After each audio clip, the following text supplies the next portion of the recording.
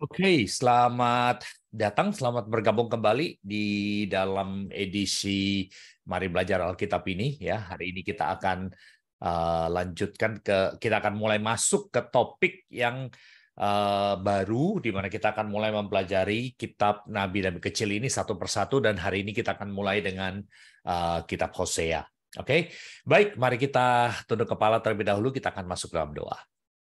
Bapa dalam surga, terima kasih untuk Alkitab, terima kasih untuk firman-Mu, terima kasih untuk kasih-Mu kepada kami, yang menjangkau kami, yang mengejar kami, yang selalu memanggil dan menarik kami untuk kembali kepadamu. Ajar kami melalui pembahasan kami dari kitab Hosea ini, kami boleh lebih merasakan kesetiaan Tuhan, lebih merasakan kebaikan Tuhan. Berbicaralah kepada kami, karena kami siap mendengarkan suara-Mu. Dalam nama Tuhan Yesus kami berdoa. Amin. Nah, sebagaimana yang kita lalu waktu kita bicara mengenai pengantar kepada kitab nabi-nabi kecil, ya, saya ingatkan kembali saja, disebut nabi-nabi kecil ini bukan karena mereka tidak penting, tetapi karena tulisannya itu bisa dikatakan relatif pendek dibandingkan dengan Yesaya, Yehezkiel, Yeremia yang sampai puluhan pasal, ya. Kitab nabi-nabi kecil ini bisa dikatakan relatif pendek. Nah, hari ini kita akan mulai masuk dengan berbicara mengenai kitab Hosea. Oke. Nah, kitab Hosea ini ada yang mengatakan dia ini bukan kitab yang paling pertama. Ada yang mengatakan dia barangkali adalah nabi yang pertama kali melayani. Nah, tidak ada masalah, tetapi kita mulai dari Hosea karena kita melihat karena Hosea di dalam Alkitab kita itu adalah merupakan kitab yang pertama dari kitab nabi-nabi kecil. Nah, kitab Hosea ini kita bisa bagi di dalam 3 bagian besar. Ya, kitab Hosea kita bisa bagi 3 bagian besar. Bagian pertama itu dari pasal 1 sampai pasal yang ketiga, dan dia itu berbicara mengenai kehidupan pribadi dari Hosea, ya. Berbicara mengenai keluarga Hosea, berbicara mengenai diri Hosea, bagaimana Tuhan kemudian memanggil dia, dan bagaimana Tuhan kemudian memberikan pesannya kepada Hosea, ya. Jadi pasal 1 sampai pasal 3 ini lebih ke arah kehidupan pribadi Hosea sebagai latar belakang supaya kita tuh mengerti apa yang Tuhan inginkan. Yang kedua, itu mulai dari pasal yang keempat sampai dengan pasal yang ke-11, ya. Ini berbicara mengenai bagaimana Tuhan menuduh orang-orang Israel. Apa yang menjadi keluhan Tuhan terhadap orang Israel. Masalah yang diangkat oleh Tuhan. Apa yang menjadi persoalan dari orang Israel. Dan kemudian Tuhan di sini memberitahukan kepada orang-orang Israel mengenai disiplin, mengenai hukuman yang Tuhan akan berikan kepada mereka. Ya, di dalam kurang lebih 8 pasal ini kita berkali-kali melihat di situ Tuhan menegur orang Israel, Tuhan memberitahukan apa yang menjadi dosa, apa yang menjadi hal yang dipermasalahkan oleh Tuhan terhadap orang Israel, dan kemudian apa yang Tuhan inginkan dari mereka. Dan setelah itu Tuhan juga memberitahukan ketika mereka tidak kembali kepada Tuhan, apa yang akan terjadi kepada mereka, di mana Tuhan akan mendisiplin mereka, di mana Tuhan akan menghukum mereka. Tetapi nanti kita akan lihat bahwa hukuman ini adalah Tuhan pakai untuk membawa mereka kembali sebagai satu disiplin, ya. Dan kemudian bagian yang terakhir itu lebih berfokus kepada, kalau kita bisa katakan, atau berpuncak kepada panggilan Tuhan kepada orang-orang Israel ini untuk kembali kepada Tuhan. Nah, saya katakan di sini Israel ya, karena Hosea ini dia bernubuat adalah kepada kerajaan utara, kepada kerajaan Israel, utamanya bukan kepada kerajaan Yehuda, bukan bagian selatan. Waktu itu Israel sudah terpecah menjadi 2, kerajaan utara dan kerajaan selatan, dan Hosea ini adalah seorang nabi yang melayani kepada kerajaan utara. Ya, jadi dia berbicara di situ mengenai apa yang dialami oleh orang-orang Israel, bagaimana sikap orang-orang Israel, dan apa yang akan dilakukan Tuhan kepada mereka, dan apa yang Tuhan inginkan untuk mereka lakukan. Nah, itu garis besarnya. Bisa dikatakan outline-nya kita bisa bagi dalam 3 bagian. Nah, sekarang kita mulai masuk ke dalam secara sedikit lebih mendetil, ya. Yang pertama, dalam pasal pertama, di sini sebagaimana saya katakan tadi, ini berbicara dari 1 sampai 3 berbicara mengenai latar belakang dan panggilan Hosea. Berbicara mengenai keluarga Hosea. Pasal 1 memberitahukan kepada kita siapa dia, ya. Kita cuma diberitahu dalam pasal 1 ayat 1 firman Tuhan yang datang kepada Hosea bin Beeri pada zaman Uzia, Yotam, Ahaz, Hizkia, raja-raja Yehuda, dan pada zaman Yerobeam bin Yoas, raja Israel. Kita tidak tahu persis siapa itu Hosea. Kita tidak diberikan penjelasan dia pekerjaannya sebelum dia dipanggil oleh Tuhan untuk menjadi nabi itu apa? Apakah dia seorang imam? Apakah dia seorang pedagang? Apakah dia memang seorang nabi? Atau bagaimana, kita tidak tahu. Tapi di sini kita melihat firman Tuhan itu datang kepada Hosea dan Tuhan meminta Hosea untuk berbicara pada orang-orang Israel. Nah, di sini kalau kita melihat dalam panggilan Hosea, Hosea itu dipanggil untuk melakukan sesuatu yang unik, di mana berita yang dia sampaikan kepada Tuhan, yang Tuhan sampaikan kepada Hosea, itu Tuhan wujudkan atau Tuhan nyatakan di dalam kehidupan Hosea. Jadi kehidupan Hosea itu menjadi satu simbol, menjadi satu berita itu sendiri. Ya, coba lihat di dalam ayat yang kedua. Pasal 1, Hosea pasal 1 ayat yang kedua. Ketika Tuhan mulai berbicara dengan perantaraan Hosea, berfirmanlah ia kepada Hosea. Lihat kalimat ini. Ya, ketika Tuhan mulai berbicara dengan perantaraan Hosea, nabi itu adalah orang yang dipakai oleh Tuhan untuk berbicara. Ya, dia menjadi perantara, menjadi penengah, menjadi juru bicaranya Tuhan. Tapi di sini ditekankan di bagian awal sekali, ketika Tuhan berbicara melalui Hosea, Tuhan berfirman kepada Hosea, Tuhan menyuruh Hosea untuk melakukan sesuatu. Oke, pada bagian awal di ini kita melihat bahwa berita yang disampaikan oleh Tuhan melalui Hosea itu bukan melalui berkhotbah, itu bukan melalui kata-kata, tapi melalui tindakan. Nah, setelah melalui tindakan ini, waktu orang bertanya, waktu orang melihat, memperhatikan, baru kemudian Hosea menjelaskan mengapa dia melakukan apa yang dia lakukan. Nah, di sini ada satu hal yang menarik sekali, bahwa Tuhan memakai pernikahan Hosea, di mana dia diminta untuk menikah dengan seorang yang bernama Gomer, ya, di dalam ayat 3, Gomer binti Diblaim, ya. Diminta menikahi Gomer, dan pernikahan Hosea itu dipakai sebagai apa? Simbol dari ketidaksetiaan Israel. Nah, di sini kita ada satu pertanyaan. Waktu kita melihat di dalam pasal 1 ayat 3, dikatakan dia pergi dalam pasal 1 ayat 2. Dikatakan dia menikah dengan seorang perempuan yang tidak baik. Ya. Nah, kata perempuan yang bersundal di sini, ya, ini kata yang dipakai seperti ini adalah kata yang menggambarkan bahwa perempuan ini adalah melacur, melakukan pelacuran. Tetapi sekarang yang menjadi pertanyaan, dan kita tidak tahu jawabannya. Apakah Gomer sebelum menikah dengan Hosea, dia itu memang seorang pelacur? Oke? Kita tidak tahu apakah dia memang seorang pelacur, atau nanti setelah dia menikah dengan Hosea, baru kemudian dia mulai menyeleweng. Baru dia kemudian punya hubungan yang tidak benar. Baru dia kemudian mulai menjual dirinya. Kita tidak tahu. Tetapi yang kita lihat di sini adalah satu hal, bahwa hubungan antara Hosea, pernikahan Hosea ini menjadi satu simbol bagaimana Gomer, dalam hal ini dia menggambarkan Israel, dia adalah seorang yang tidak setia. Keluarga Hosea itu menjadi lambang dari ketidaksetiaan. Ketiga anaknya, anak yang disebut di situ, anak laki-laki yang pertama ayat yang ketiga, ya, dan 4 itu namanya Yisrael. Kemudian di dalam berikutnya seorang anak perempuan diberikan nama Lo Ruhama. Ya, Ruhama artinya menyayangi. Lo dalam bahasa Ibrani itu negatif, not loving, tidak menyayangi. Dan kemudian anak berikutnya itu di anak laki-laki dikasih nama Lo Ami. Ami artinya milik saya, ya. Dan Lo Ami artinya not mine, bukan milik saya. Lo Ami. Jadi keluarga Hosea itu menjadi lambang, menjadi berita, menjadi pesan. Waktu orang melihat keluarga Hosea, orang mendengarkan suara Tuhan. Ya. Nah, pasal 2, pasal 3, ya, bagian pertama ini, pasal 2, pasal 3, ini lebih berbicara mengenai peringatan mengenai penghakiman yang akan datang.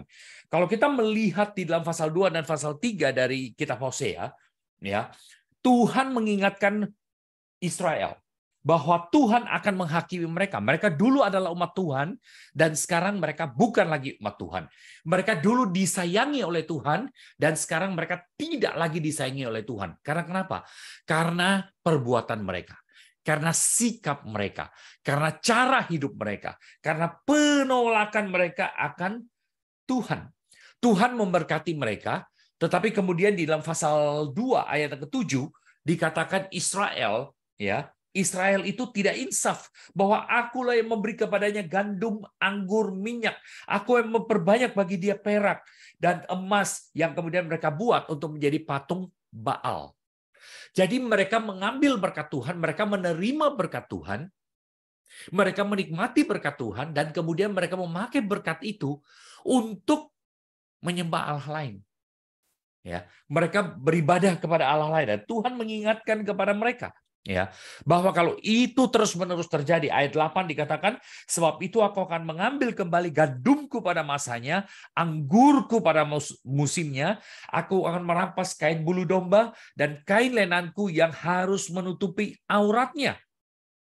Dan lihat ayat 9, gambar simbol daripada pelacuran. Dan sekarang aku akan menyingkapkan kemaluannya di depan para pria, di depan para kekasihnya, dan seorang pun tidak akan melepaskan dia dari tanganku.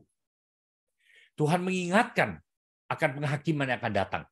Nah, Gomer di sini, kembali lagi saya katakan, perempuan ini Gomer menjadi simbol dari penghakiman, simbol dari ketidaksetiaan orang Israel terhadap Tuhan. Sama seperti Gomer itu tidak setia pada suaminya, dia menjual dirinya, dia menjadi pelacur, ya, dan sama seperti Gomer seperti itu, dia mempergunakan apa yang diberikan Hosea kepada dia. Hosea memberikan dia makan, memberikan dia rumah, memberikan dia tempat tinggal. Tapi dia mempergunakan apa yang diberikan oleh Hosea ini untuk bukan setia kepada Hosea, bukan melayani suaminya, tapi untuk melayani laki-laki lain. Nah, sama seperti Israel, Tuhan sudah memberkati Israel, tapi kemudian Tuhan tetapi kemudian Israel memakai apa yang Tuhan berikan pada mereka untuk melayani Allah-Allah lain. Nah, di sini ada dua hal, ya. Di sini kita diberitahukan di dalam dua pasal ini, Tuhan itu mendisiplin mereka melalui apa? Melalui penghukuman. Penghukuman yang Tuhan berikan pada orang-orang Israel ini bukan untuk menghancurkan mereka. Penghukuman yang Tuhan berikan ini adalah sama seperti seorang tua sementara mendidik anaknya, sementara mendisiplin anaknya, mendisiplin keluarganya. Ya, Tuhan di dalam dua pasal ini memberitahukan pada mereka bahwa Dia akan mendisiplin mereka. Tuhan akan menghukum mereka, Tuhan akan menghakimi mereka, tapi tujuannya itu adalah untuk apa? Untuk membawa mereka kembali. Nah, di sini dua hal yang diperlihatkan oleh Tuhan. Nomor satu, Tuhan itu bisa bersikap keras, Tuhan itu bisa mendisiplin. Dan itu disiplinnya dinyatakan melalui apa? Penghukuman. Ya, penghakiman Tuhan, keadilan Tuhan itu dinyatakan terhadap dosa dengan cara apa? Di mana Tuhan menghukum orang yang berdosa. Tetapi Tuhan juga setia. Tuhan setia, dan orang yang mau kembali kepadanya itu dipulihkan. Itu dinyatakan dalam dua pasal ini. Oke, nah, bagian berikutnya dari pasal 4 sampai pasal 7, ya, ini berbicara mengenai dosa Israel, berbagai macam dosa Israel, dan kemudian keluhan-keluhan Tuhan terhadap orang Israel. Nah, ada dua hal yang besar yang kita bisa ringkaskan di sini. Nomor satu adalah bahwa sebagai di dalam kehidupan orang Israel, mereka waktu itu kelihatannya beribadah. Mereka kelihatannya taat kepada Tuhan. Mereka kelihatannya masih tetap mau memberi persembahan. Mereka tetap melakukan ritual mereka. Kita lihat nanti lebih lanjut. Tetapi ada satu hal yang dikatakan di sini, di dalam pasal yang keempat khususnya, yaitu bahwa para imam, para pemimpin agama, orang-orang yang mewakili orang Israel kepada Tuhan, mereka itu sebagai pemimpin, mereka itu korup. Mereka tuh sebagai pemimpin, mereka itu mementingkan diri sendiri. Mereka mempergunakan pelayanan mereka mempergunakan posisi mereka mempergunakan jabatan mereka, privilege yang Tuhan berikan kepada mereka untuk mewakili umat Tuhan, itu adalah untuk apa? untuk memperkaya mereka sendiri. Ya, mereka mencari kemuliaan, mereka mencari kehormatan, mereka bangga bahwa mereka itu lebih tinggi, bahwa mereka itu adalah imam. Nah, ini berbahaya sekali, dan Tuhan kemudian mengatakan kepada mereka bahwa mereka ini yang kemudian mengakibatkan bangsa Israel menjadi tidak mengenal Tuhan. Ya, ayat 6. Umatku binasa, pasal 4 ayat 6. Umatku binasa karena mereka tidak mengenal Allah. Mengapa? Mengapa umat Tuhan dikatakan di situ binasa? Ya, lihat bagian ini, lihat ayat ini ya. Hosea pasal 4 ayat 6. Dikatakan umat Israel itu binasa karena tidak mengenal Allah. Oke? Nah, sekarang kenapa mereka tidak mengenal Allah? Karena engkaulah yang menolak pengenalan itu. Engkau itu siapa? Para imam. Para imam ini yang dikatakan yang seharusnya mereka ini mengenal Tuhan. Orang-orang ini justru yang tidak mengenal Tuhan, yang tidak betul-betul punya hubungan dengan Tuhan. Nah, sekarang bayangkan, orang-orang ini mereka mewakili Israel di hadapan Tuhan.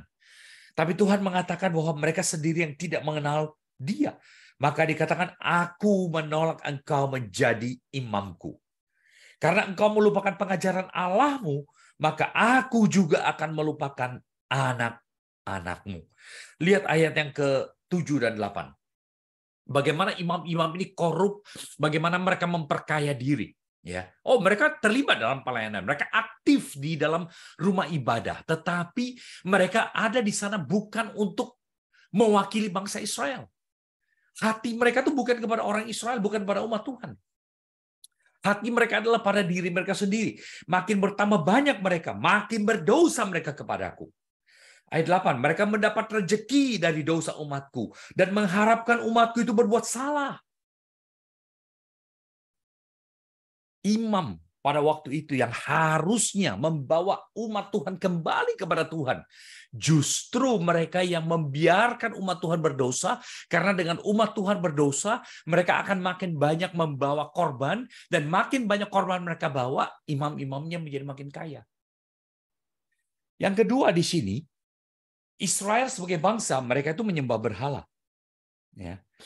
Mereka menyembah berhala. Mereka menyembah berhala bukan saja dalam pengertian bahwa mereka menyembah kepada patung, tetapi juga bahwa mereka sekarang lebih mementingkan berkat Tuhan daripada Tuhan itu sendiri. Ya, saudara-saudara mungkin ingat ya, definisi berhala itu bukan cuma sekedar bahwa kita itu menyembah kepada kepada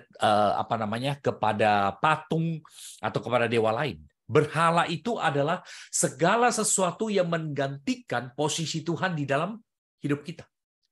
Apapun yang mengambil tempat Tuhan dalam hidup kita, yang membuat yang lebih penting dari Tuhan dalam hidup kita, Tuhan itu menjadi nomor 2. Apapun itu adalah berhala. Dan ini yang terjadi dengan orang Israel. Mereka masih tetap beribadah, tapi mereka lebih mementingkan berkat Tuhan. Mereka melihat segala sesuatu, mengukur segala sesuatu dari segi berkat Tuhan, dan kemudian setelah Tuhan memberkati mereka, mereka mempergunakan berkat itu. Mereka mempergunakan apa yang mereka miliki untuk kepentingan mereka sendiri. Ya, hidup mereka, gaya kehidupan mereka di tengah kemakmuran, di tengah kesuksesan, keberhasilan mereka, itu makin lama makin jauh dari Tuhan. Sebagai imam, ya, imamnya korup, memperkaya diri sendiri. Sebagai bangsa, Israel itu menyembah berhala, meninggalkan Tuhan, menggantikan Tuhan dengan diri sendiri, menggantikan Tuhan dengan Allah yang sesuai dengan yang mereka inginkan. Nah, pasal berikutnya dari 8 sampai ke 11 ya. Kita sekarang beralih ke situ. Itu berbicara mengenai bagaimana orang Israel itu menolak Tuhan. Tetapi di sini juga satu tema yang bolak-balik muncul. Dan ini berimbang, walaupun seperti agak aneh gitu ya. Orang Israel itu menolak Tuhan. Mereka tidak mau Tuhan. Mereka mau berkat Tuhan. Dan mereka masih hidup beribadah. Mereka masih ke gereja. Mereka kalau kita pakai istilah kita sekarang, hari Minggu, mereka masih ikut baktian, masih ikut pelayanan, masih kasih persembahan. Tetapi pada dasarnya, mereka tidak mau Tuhan mengatur mereka. Mereka tidak mau hidup sesuai dengan apa yang Tuhan mau mereka lakukan. Mereka meninggalkan Tuhan, mereka menolak Tuhan, mereka mau hidup dengan cara mereka sendiri. Ya. Itu sebabnya di dalam bagian ini, dalam 8-11 ini, berkali-kali muncul kata durhaka. Ya. Mereka tuh dianggap durhaka. Durhaka adalah orang yang tidak mengakui siapa dia, tidak mau mengakui apa yang dia terima, dan tidak tahu membalas budi kepada yang memberi kepada dia. Ini durhaka. Kita bilang seorang anak durhaka misalnya, adalah ketika dia tidak tahu menghargai apa yang sudah dilakukan oleh orang tuanya untuk dia. Nah, tetapi di tengah-tengah saat di mana mereka itu meninggalkan Tuhan, sekalipun mereka masih beribadah, Tuhan itu justru bolak-balik menyatakan kesetiaannya kepada mereka. Ya. Coba lihat di dalam pasal 8 ayat yang ke-11. Kata Efraim di sini itu melambangkan Israel. Ya, Efraim ini adalah salah satu anak Yusuf, dan di sini karena dia adalah suku yang paling besar di kerajaan utara, dia menjadi simbol dari Israel. Jadi Efraim di sini ini sama seperti Israel. Pasal 8 ayat 11. Sungguh Efraim telah memperbanyak mezbah. Mezbah itu menjadikan mereka berdosa. Lihat, mereka beribadah kepada Tuhan. Tapi ingat dalam pasal-pasal sebelumnya imam-imamnya korup. Mereka masih beribadah, mereka masih menjalankan ritual, tetapi mereka itu menolak Tuhan. Ya, ayat 13, mereka mencintai korban sembelihan. Mereka mempersembahkan daging dan memakannya. Tetapi apa yang terjadi? Tuhan tidak berkenan kepada mereka. Nah, di dalam keadaan seperti itu, Tuhan kemudian mengingatkan mereka bahwa karena mereka menolak Tuhan, maka Tuhan akan menolak mereka. Karena mereka tidak mau mengikuti Tuhan, maka Tuhan akan menolak mereka, Tuhan akan membuang mereka, mereka akan disingkirkan dari hadapan Tuhan dalam hal ini, mereka akan disingkirkan dari Yerusalem, disingkirkan dari tanah perjanjian, tanah yang diberikan Tuhan pada mereka, mereka akan disingkirkan, ya, dan itu akan menjadi hukuman bagi mereka. Tetapi sekalipun pasal 9 dan pasal 10 berbicara mengenai hukuman yang akan mereka lakukan, ya. Coba lihat ayat yang ke-10, pasal 10. Pasal 10 ayat yang ke-6. Ya. Di sini mereka berbicara bahwa orang-orang Israel ini membuat tuhannya mereka sendiri. Kemudian pasal 10 ayat 6 mengatakan anak lembu itu, yaitu berhala yang mereka bikin, itu akan dibawa ke Assyria sebagai persembahan mereka kepada Raja Agung. Ya, orang Israel kita tahu kemudian dibuang ke Assyria. Ya. Nah, tetapi dimulai di pasal 11 di sini kita melihat bahwa Tuhan menunjukkan kasih-Nya kepada dia. Pasal 11 ayat 1, berita pengharapan di tengah-tengah pembuangan, di tengah-tengah bencana malapetaka yang dialami orang Israel, Tuhan memberikan kepada mereka harapan. Ketika Israel masih muda, kukasihi dia. Dari Mesir kupanggil anakku itu. Ayat 5. Karena mereka berdosa, mereka harus kembali ke tanah Mesir. Asyur akan menjadi raja mereka sebab mereka menolak untuk bertobat. Tapi kemudian di ayat 8, Tuhan berjanji kepada orang Israel, masakan aku membiarkan engkau, hai Efraim. Pasal 11 ayat 8.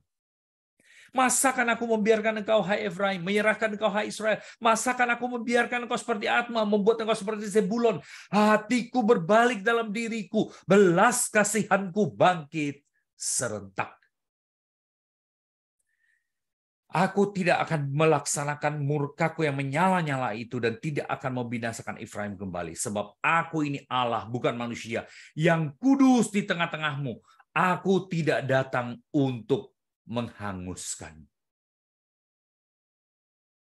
Tuhan berjanji, kalau mereka bersedia menerima Tuhan kembali, bersedia menyambut mereka kembali, Tuhan akan memulihkan mereka.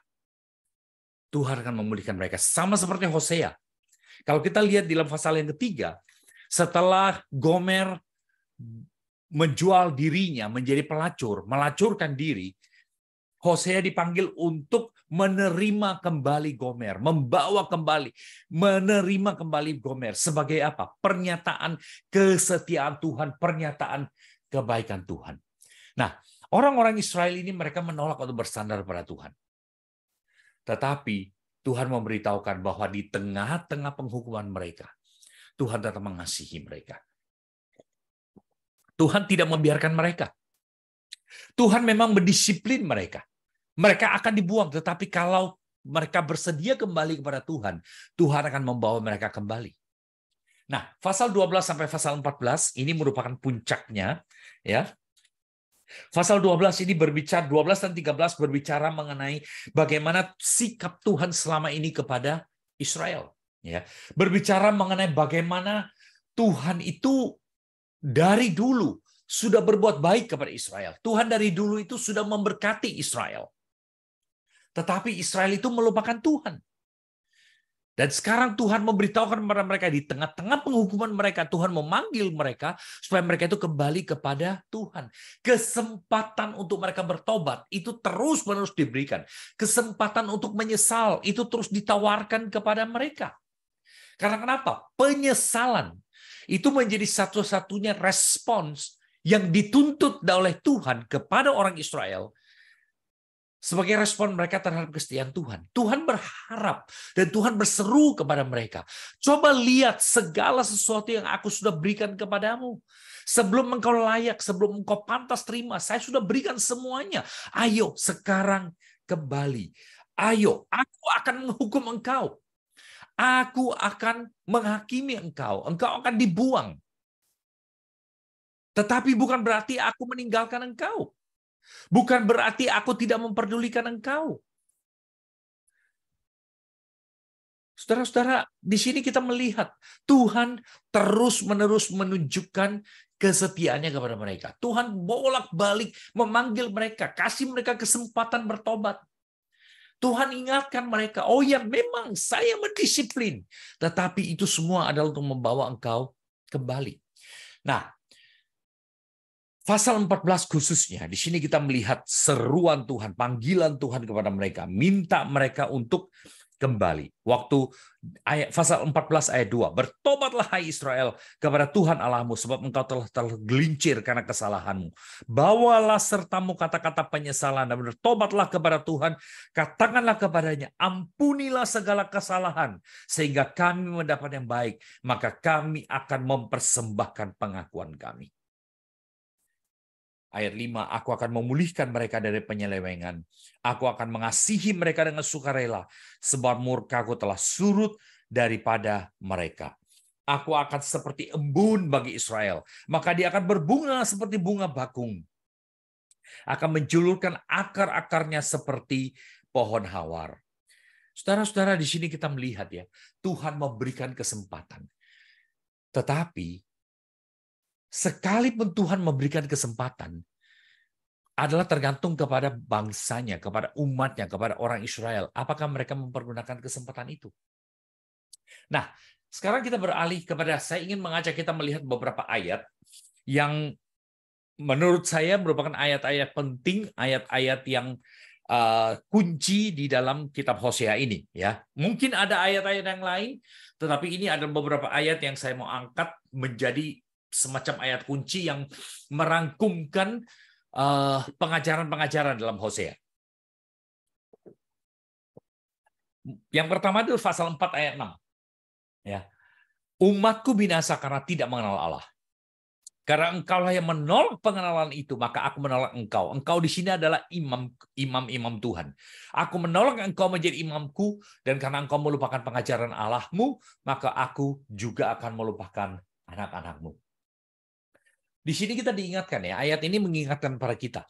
Ibadah itu bukan cuma sekedar fisik, bukan cuma sekedar kita datang ke gereja, bukan cuma sekedar dan kata-kata, bukan cuma sekedar di luar, tetapi ibadah itu adalah kita betul-betul mengenal Tuhan secara pribadi. Ya, jangan pikir karena kita rajin melayani maka Tuhan itu pasti akan senang. Karena kita melayani Tuhan pasti akan memberkati. Itu konsep yang sama sekali salah, sama sekali keliru. Ya, terlalu sering kita mendengarkan seperti itu. Asal kita kasih persembahan, asal kita rajin ke gereja, asal kita terlibat dalam pelayanan, Tuhan pasti akan memberkati kita. Siapa berani memastikan seperti itu? Ayat-ayat ini mengingatkan kepada kita, ya, bahwa kita bisa ada di dalam gereja, tapi belum tentu kita betul-betul mengenal Tuhan. Yang kedua, dari pasal 6 ayat yang ke-6, ya. Hosea pasal 6 ayat yang ke-6. Di sini kita diberitahukan, sebab aku menyukai kasih setia dan bukan korban sembelihan, dan menyukai pengenalan akan Allah lebih daripada korban bakaran. Di sini kembali lagi menekankan pentingnya apa? Ibadah. Ya. Bukan ritual, bukan seremoni, bukan sesuatu yang bersifat di luar. Ya. Bukan sesuatu yang di luar. Di sini menekankan pentingnya waktu kita beribadah, itu keluar dari hati kita. Aku menyukai kasih setia. Bukan korban sembelihan. Aku menyukai pengenalan akan Allah lebih daripada korban bakaran.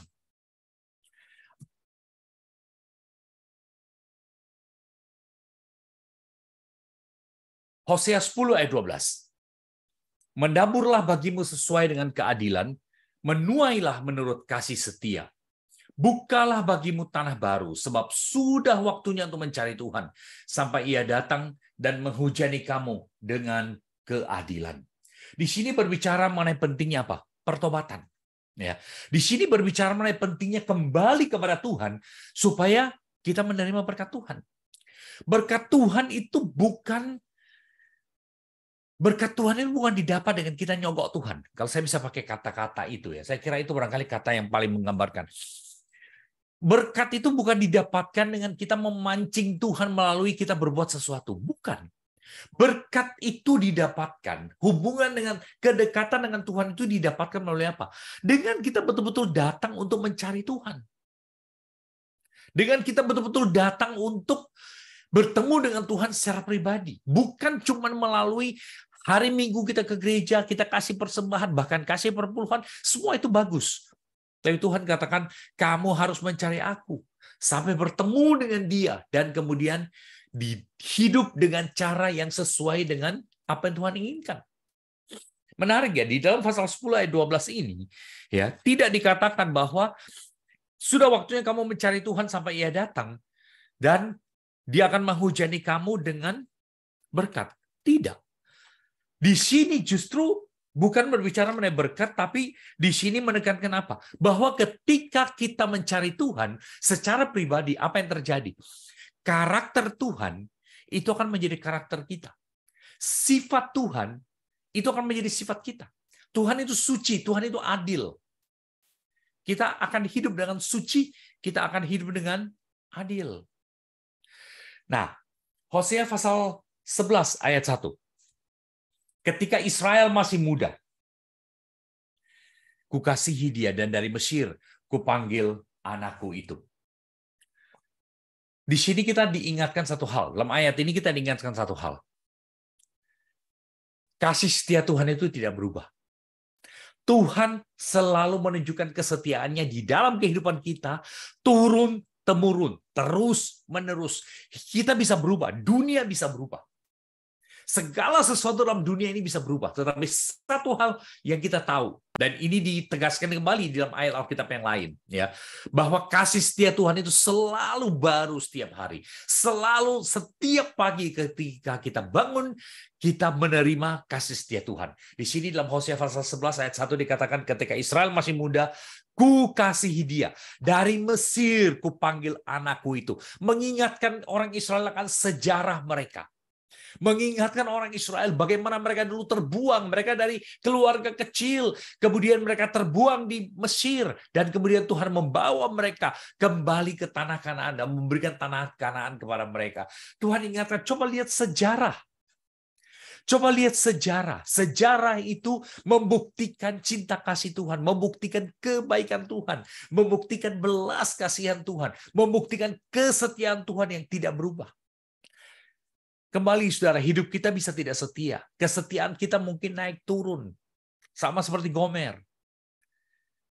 Tapi Hosea diminta tetap setia kepada dia. Tuhan mengatakan, aku setia kepadamu. Dulu aku sudah setia. Dulu aku membawa engkau dari Mesir. Membawa engkau ke Kanaan. Dan sampai sekarang, aku tetap setia kepadamu. Nah, terakhir dari Hosea pasal 14 ayat 4. Aku akan memulihkan mereka dari penyelewengan. Aku akan mengasihi mereka dengan sukarela, sebab murkaku telah surut dari mereka. Ini janji Tuhan kepada orang yang menyesal. Seberapa besar pun dosa kita, seberapa terpuruknya kita dalam kehidupan kita, seberapa kotor dan najisnya kita, Tuhan mengatakan, aku akan memulihkan mereka. Aku akan mengasihi mereka. Dan coba lihat dalam ayat 4 ini. Aku akan mengasihi mereka dengan sukarela, bukan dengan berdasarkan apa yang mereka lakukan. Kita sering salah paham, saudara. Kita sering berpikir Tuhan itu melakukan sesuatu untuk kita karena kita berbuat sesuatu untuk Tuhan. Bahwa Tuhan itu berkatnya itu bisa dipancing. Berkatnya itu adalah sebagai reaksi terhadap apa yang kita lakukan. Salah, saudara. Kata ini, saudara, kalimat ini, aku akan mengasihi mereka dengan sukarela. Kalau bisa diterjemahkan sekarang, itu mungkin lebih tepat diterjemahkan dengan aku mengasihi mereka secara proaktif. Aku mengasihi mereka terlebih dahulu sebelum mereka mengasihi aku. Aku mengasihi mereka bukan karena mereka mengasihi aku. Aku mengasihi mereka sekalipun mereka tidak mengasihi aku. Itu ayat ini. Aku akan memulihkan mereka dari penyelewengan mereka. Kita berdosa seperti apapun ketika kita kembali kepada Tuhan, saudara. Tuhan akan memulihkan kita. Bukan karena kita membawa persembahan. Bukan karena kita membawa yang baik. Bukan karena kita tahu hidup dengan baik. Bukan. Tapi karena kita bersedia menyesal. Kita bersedia datang kepada Tuhan. Kita bersedia bertobat. Kita bersedia minta ampun kepada Tuhan. Tuhan katakan, aku akan mengasihi mereka secara sukarela. Sebab murkaku telah surut daripada mereka. Nah, sekarang kita lihat beberapa pelajaran. 3 pelajaran saya ingin tinggalkan untuk kita hari ini. Ya, 3 pelajaran dari kitab Hosea. Nomor 1, penyesalan dan pertobatan adalah jalan keluar dari dosa. Saudara, hidup kita, saya tidak tahu persis masing-masing kita bagaimana. Tapi mungkin sering kali, saudara, kita melakukan hal-hal yang bukan saja kita tahu ini melanggar firman Tuhan, kita juga tahu ini bukan hal yang sepantasnya untuk kita lakukan. Orang lain barangkali kita tidak tahu, orang lain barangkali tidak tahu, tapi kita sendiri tahu. Penyesalan dan pertobatan itu 2 hal yang berbeda. Penyesalan itu di dalam diri, ya. Penyesalan itu di dalam diri. Pertobatan itu adalah penyesalan yang diungkapkan melalui tindakan. Orang bisa menyesal, tapi kemudian dia tidak bertobat. Ya. Pertobatan itu gambarannya adalah, atau saya mungkin gambarkan gini, penyesalan itu seperti orang dia jalan, dia tahu dia sudah salah jalan. Pertobatan adalah dia berbalik. Meninggalkan jalan itu, kembali ke jalan yang seharusnya. Penyesalan dan pertobatan itu adalah membawa kita keluar dari dosa. Orang bisa menyesal, tapi tidak bertobat. Tetap tinggal dalam dosa, tetap menyesal. Orang seperti Yudas, dia menyesal bahwa dia berdosa. Petrus juga berdosa. Tapi kemudian Petrus bukan hanya menyesal, dia bertobat, dia kembali. Paulus, dia menyesal, dia bertobat. Daud, dia menyesal, dan dia bertobat. Penyesalan dan pertobatan membawa kita kembali. Karena kenapa? Waktu kita berdosa, kita makin jauh dari kasih Tuhan. Kesetiaan Tuhan tersedia untuk kita. Tapi ketika kita menyesal, dan kemudian kita kembali kepada Tuhan, bertobat, kita akan bertemu kembali dengan Tuhan. Saya tidak tahu di mana saudara hari ini. Saya tidak tahu apa yang menjadi penyesalan, apa yang membuat kehidupan kita itu tertekan, apa yang membuat hati kita itu tidak pernah tenang. Tapi saudara, kalau kita berada dalam situasi seperti itu, Hosea mengingatkan kepada kita, ketika kita menyesal dan kemudian kita bertobat, kita kembali kepada Tuhan, mencari Tuhan, Dia itu setia, Dia adil, Dia akan mengampuni dosa-dosa kita. Yang kedua, kita bisa tidak setia kepada Tuhan. Tetapi Tuhan selalu setia dan Dia selalu terbuka untuk menerima kita. Kita bisa tidak setia kepada Tuhan, tetapi Tuhan selalu setia dan Dia selalu terbuka untuk menerima kita. Tidak pernah terlambat, saudara.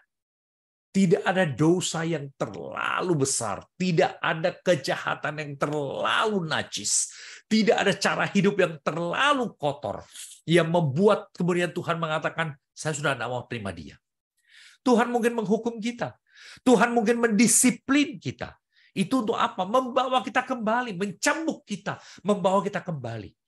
Karena kenapa? Tuhan mengatakan ketika kita kembali, Dia siap untuk menerima kita, Dia siap untuk memulihkan kita, Dia siap untuk memperbaharui kita. Tuhan tidak pernah meninggalkan kita, Tuhan tidak pernah membuang kita. Dia selalu siap dan selalu menunggu kapan umat yang Dia cintai, orang yang dicintai, itu akan kembali pada Dia. Tidak mudah, saudara. Penyesalan itu seringkali menimbulkan kesedihan. Penyesalan itu seringkali menimbulkan satu beban yang dalam sekali. Tetapi saudara, kita juga selalu ingat, sekalipun kita menyesal dan kita tahu kita sudah berdosa, sudah bersalah dengan berat sekali, kasih Tuhan selalu lebih besar dari semua hal yang najis, hal yang kotor, hal yang tidak benar yang kita lakukan. Asal kita kembali kepada Tuhan, Tuhan selalu setia kepada kita. Kita mungkin tidak setia kepada Dia. Kita melanggar apa yang Tuhan inginkan. Tetapi Tuhan adalah Tuhan yang setia. Yang terakhir, hubungan dengan Tuhan bukan ditentukan oleh upacara. Hubungan dengan Tuhan itu adalah komitmen. Komitmen untuk berjalan bersama Tuhan setiap hari. Sama seperti Gomer. Waktu dia dipanggil kembali kepada Hosea. Hosea mengingatkan dia. Sama seperti Tuhan memanggil orang Israel. Sekarang kamu sudah kembali. Mari jalan baik-baik. Jangan berdosa lagi. Berjalan bersama sebagai satu keluarga setiap hari. Sama seperti kita. Berjalan bersama dengan Tuhan sepanjang hari di dalam kehidupan kita. Itu menunjukkan hubungan kita dengan Tuhan. Bukan melalui ritual, bukan melalui upacara, bukan melalui seremoni-seremoni yang kita lakukan. Banyak kali gereja, banyak kali orang mementingkan seremoni, mementingkan gerak-gerik, mementingkan sesuatu di luar. Oh, yang penting saya kasih persembahan, yang penting saya kasih perpuluhan, yang penting saya lakukan ini dan itu, maka Tuhan memberkati. Tuhan katakan tidak. Ayat tadi jelas sekali mengatakan di situ bahwa Tuhan bukan menghendaki upacara kita. Hosea 6 ayat 6. Tuhan bukan menghendaki korban kita, tapi Tuhan menghendaki pengetahuan. Tuhan menghendaki pengenalan akan Tuhan. Tuhan menghendaki kita itu bersama-sama dengan Dia sepenuh hati kita. Sama seperti suami istri, bersama-sama sebagai suami istri. Nah, saudara-saudara, ini kitab Hosea. Ya, kita maju, kita melangkah dengan cepat sekali, tapi saya harap setelah selesai kita menyelesaikan kitab ini, kita kembali ya, baca masing-masing ya, mempergunakan apa yang kita sudah berikan ini, kita coba pakai dan kemudian kita kembali dan coba pelajari, dan saya harap dengan demikian saudara, waktu saudara membaca ini, sekarang Hosea menjadi sedikit lebih gampang untuk dicerna. Sedikit lebih mudah untuk dinikmati. Keindahan dari Hosea ini saya harap mulai muncul dan saudara bisa melihat hal-hal yang barangkali sebelumnya saudara tidak pernah lihat. Tapi satu hal yang paling penting, waktu kita membaca Hosea ini, saya harap kita melihat kasih setia Tuhan itu selalu terbuka dan tersedia untuk setiap kita, asal kita bersedia datang kepadanya. Oke saudara, mari kita berdoa. Ya. Bapa kami dalam surga, kami bersyukur untuk kasih setiamu. Kami bersyukur untuk kebaikanmu. Kami bersyukur bahwa sekalipun kami berdosa, kami menolak Engkau, kami meninggalkan Engkau, tapi Engkau tetap memanggil kami, Engkau tetap terbuka untuk menerima kami. Terima kasih Tuhan. Biarlah suaramu terus berbicara kepada kami. Ketika kami seperti Gomer, ketika kami seperti Israel, berdosa, meninggalkan Engkau, jauh daripadamu, menolak Engkau. Terima kasih bahwa Engkau mendisiplin kami untuk membawa kami kembali kepadamu. Tolong kami Tuhan, selalu melihat kesetiaan-Mu, selalu merasakan kasih-Mu, selalu mendengar suara-Mu, supaya ketika kami berdosa, kami boleh menyesal, kami boleh bertobat, kami boleh kembali kepadamu. Dalam nama Tuhan Yesus. Amin.